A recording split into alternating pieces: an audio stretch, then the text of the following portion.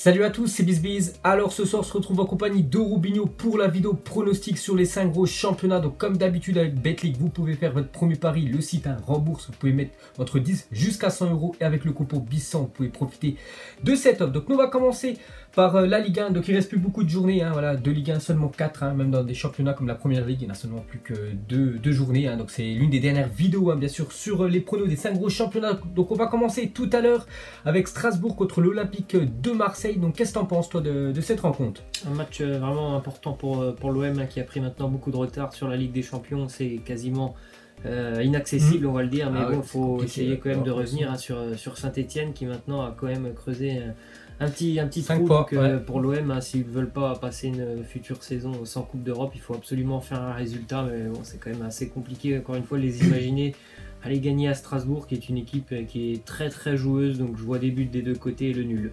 La même chose, un match nul, c'est vrai qu'il reste 12 points à prendre pour l'Olympique de Marseille, il faut essayer de tout prendre, surtout un match contre l'Olympique Lyonnais dans 2 matchs je crois. Mais pour moi aussi, je pars sur un match nul, je sais que Strasbourg accroche souvent, on peut dire, les gros du championnat à domicile, donc pour moi, ça sent le nul. Ensuite, demain 17h, le Paris Saint-Germain contre l'OGC Nice. Donc le PSG, on peut dire que c'est la crise, parce que 4 défaites en 5 matchs, pour moi c'est quand même la crise. Donc ils jouent contre Nice, qui est une équipe qui n'arrive pas du tout à se déplacer. Voilà, ils ont beaucoup de mal. Et pour moi, voilà, je pars quand même sur une victoire du Paris Saint-Germain demain après-midi. Moi aussi je pars sur le PSG. Ensuite, Stade de Reims contre Nîmes, qu'est-ce que t'en penses? Renouveau rémois qui reste sur des résultats un peu décevants. En tout cas, plus de victoires depuis quelques semaines pour le Stade de Reims, mais je pense que là, ça sera une victoire. La même chose, j'ai mis aussi Stade de Reims. N'oubliez pas que Nîmes, il y a 2 semaines, ils ont très mal voyagé dans le nord de la France. Ils en ont pris 5 du côté de Lille. Bon, Reims, peut-être ça n'a pas le même effectif, mais je vois aussi une victoire du promu, Reims, parce que Nîmes aussi, c'est un promu. Ensuite, les Girondins de Bordeaux contre le SCO Angers. Je pars sur une victoire des Bordelais. Bordeaux, c'est vraiment une saison très moyenne, à 14e du classement. C'est pas super, je les vois vainqueurs sur ce match. Match nul. Ensuite, un match très important pour le maintien, nous qui va nous intéresser, puisque voilà, on est supporters de Dijon, donc ça sera Guingamp contre le Stade de Malherbe de Caen. Donc moi je partirais déjà sur un nul entre ces deux équipes-là. Peut-être ça nous arrangerait, voilà, sur un nul entre ces deux formations-là. Donc comme le match Dijon qu'on avait perdu contre Caen, voilà, ça s'est joué sur un détail. Et je pense que ça va être vraiment, de toute façon, un match très serré. Voilà, ça va être un match de la peur. Et ça sent le match nul, 0 partout ou 1-1. Donc pour moi, le match nul. Victoire guingampaise pour moi. Ok, ensuite dimanche, Nantes contre Dijon, qu'est-ce que t'en penses? Le match nul, malgré le fait que Nantes soit sur une série assez incroyable, je vais privilégier l'équipe qui a encore une fois quelque chose à jouer sur cette fin de saison, et qui, bon, ça serait quand même une bonne affaire de venir prendre un point pour Dijon, malgré que Nantes soit hyper en forme. Ouais, c'est vrai que Nantes, tu l'as dit, 4 derniers matchs, 4 victoires, donc contre Marseille, contre Lyon et contre le Paris Saint-Germain. Ils jouent contre Dijon et moi je pars quand même sur une victoire du FC Nantes. Ensuite, Montpellier contre Amiens, pour moi ce serait une victoire de Montpellier à domicile. Vraiment, voilà, ils ont, grâce à leur victoire contre le Paris Saint-Germain, ils sont montés à la 5e place aux dépens de l'Olympique de Marseille. Pourquoi pas aussi prétendre à cette 4e place voilà, d'Europa League l'année prochaine. Donc pour moi, Montpellier va s'imposer contre Amiens. Match nul. Ensuite, Toulouse contre Rennes, qu'est-ce que t'en penses? Là aussi, le match nul. Pour moi, ça serait une victoire du Stade Rennais, qui a fait 2 partout en milieu de semaine contre l'AS Monaco. Ensuite, Monaco contre l'AS Saint-Etienne. Pour moi, ça sera un match nul, un Saint-Etienne qui est bien quand même cette année. C'est plutôt rare quand même de les voir à ces places-là, on peut dire, ces dernières années. Donc pour moi, je les vois aller chercher un point du match nul voilà, du côté du Stade Louis II. Victoire des Verts pour moi. Et on va terminer avec l'Olympique Lyonnais contre Lille. Qu'est-ce que t'en penses? Match très important pour la Ligue des Champions, bien évidemment, on le sait. Lille a déjà 6 points d'avance sur Lyon, donc même s'il y avait une défaite pour les Lillois, ce serait pas si grave que ça, mais je les vois pas perdre de toute façon. Les Lillois, malgré que les Lyonnais reviennent un petit peu mieux ces 2 derniers matchs, pour moi Lille a beaucoup de choses à jouer sur ce match, surtout en contre.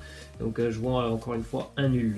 Pour moi, ça serait une victoire de l'Olympique Lyonnais contre les gros. Ils arrivent voilà, au Parc OL, on a vu, ils avaient gagné contre le Paris Saint-Germain, si je ne me trompe pas, cette année.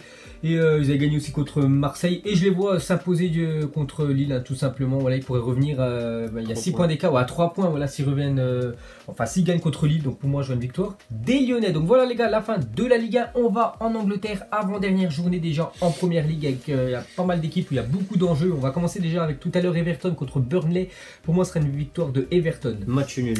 Ensuite, demain, il y aura Bournemouth contre Tottenham. Donc Tottenham, il joue vraiment des matchs vraiment cruciaux, vraiment très très importants. Donc déjà, là, c'est pour la prochaine qualification, pour la prochaine Ligue des Champions. Parce que déjà, le dernier match à domicile, ils avaient perdu à Tottenham, qui est toujours quand même 3e au classement. Mais ça revient fort quand même derrière, faut faire attention. Donc pour moi, j'ai mis une victoire quand même des Spurs. N'oubliez pas que dans quelques jours aussi, il se déplace du côté de l'Ajax. Je ne sais pas si Pochettino va mettre l'équipe type. Est-ce qu'il va mettre des joueurs cadres, on peut dire, au repos? J'en sais rien, mais je pars quand même sur une victoire des Spurs. Non, il est obligé de mettre son équipe type. Et puis de toute façon, si Tottenham s'impose, ils seront en Ligue des Champions. Donc, ouais, c'est vrai qu'il reste 2 matchs. Il reste que 2 matchs en Angleterre. Donc ils sont quand même très très bien partis. Et de toute façon, à Tottenham, il n'y a pas un effectif qui est très très large. Donc une équipe B, il n'y en a pas vraiment du côté des Spurs, puisqu'ils n'ont pas un banc qui est très fourni. Et victoire des Spurs. Ok, ensuite Wolverhampton contre Fulham, pour moi ce sera Wolverhampton vainqueur. Ouais.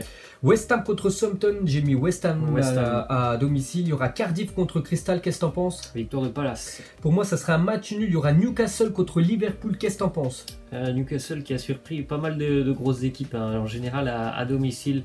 Mais bon, Liverpool doit tout tenter forcément pour aller chercher ce titre et surtout attendre un éventuel faux pas de City. Donc pour moi, Liverpool remportera ces 2 derniers matchs, donc victoire des Reds. La même chose, hein, j'ai mis aussi Liverpool et je pense que voilà, Klopp n'a pas le choix, va mettre l'équipe type. Hein. C'est vrai qu'il pourrait quand même rien gagner Liverpool cette année, hein, parce qu'en Ligue des Champions ils sont mal partis, en championnat ils sont toujours derrière comme City, ils attendent le faux pas de City. Mais voilà, il pourrait faire encore une saison blanche quand même, le club des Reds. Ensuite ça sera dimanche, hein, Chelsea contre Watford, pour moi une victoire de Chelsea, il n'y a plus le choix, hein. Chelsea là il faut gagner, hein. C'est le dernier match chez eux, victoire obligatoire. Victoire de Chelsea. Ensuite le dernier Huddersfield qui joue contre Manchester United, la même chose, hein, je vois une victoire de Manchester United. Manchester, ouais. Ensuite Arsenal contre Brighton, qu'est-ce que t'en penses? Victoire des Gunners.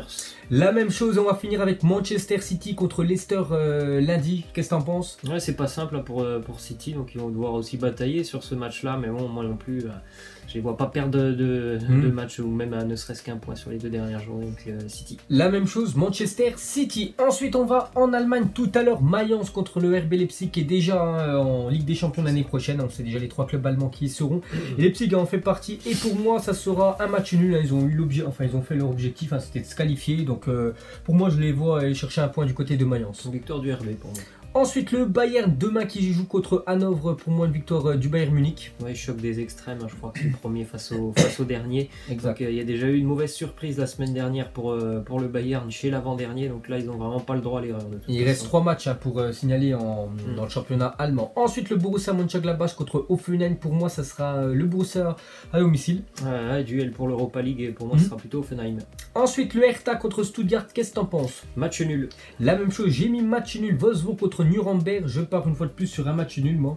Wolfsburg. Il y aura Werder contre le Borussia Dortmund, qu'est-ce que t'en penses? Pour Dortmund, cette défaite la semaine passée, c'est surtout qu'ils ont perdu en plus 2 joueurs au niveau des suspensions face au Werder Bremen qui a perdu un seul match depuis le 20 décembre, c'était la semaine dernière d'ailleurs pour le Werder. Ça me semble compliqué pour Dortmund, donc à mon avis il y aura encore un nouveau faux pas, le nul. La même chose, hein, j'ai mis aussi match nul, hein, je vois pas une victoire du Borussia Dortmund alors qu'ils sont obligés de gagner, hein, parce qu'ils seront déjà quelques heures avant, voilà, 3 heures avant que certainement le Bayern aura remporté son match, donc moi aussi je vois un match nul sur cette rencontre. Ensuite dimanche Schalke contre Augsbourg, hein, je vais partir sur Schalke, hein, confirmer vraiment leur très belle victoire obtenue dans le derby contre Dortmund, donc pour moi Schalke. Fribourg contre Düsseldorf, j'ai mis match nul. Fribourg. Et Leverkusen contre Francfort, pour moi ce sera une victoire de Leverkusen à domicile. Oui, le Bayern. Ensuite on part en Espagne, on va commencer tout à l'heure Séville contre Leganés, qu'est-ce que t'en penses? Pas trop le choix non plus hein, pour Séville pour aller chercher cette place pour la Ligue des Champions, faut plus perdre de points parce que Retafe n'en perd pas énormément, donc Séville. La même chose, le FC Séville, il y aura Levante contre le Rayo Vallecano, pour moi ça sera un nul.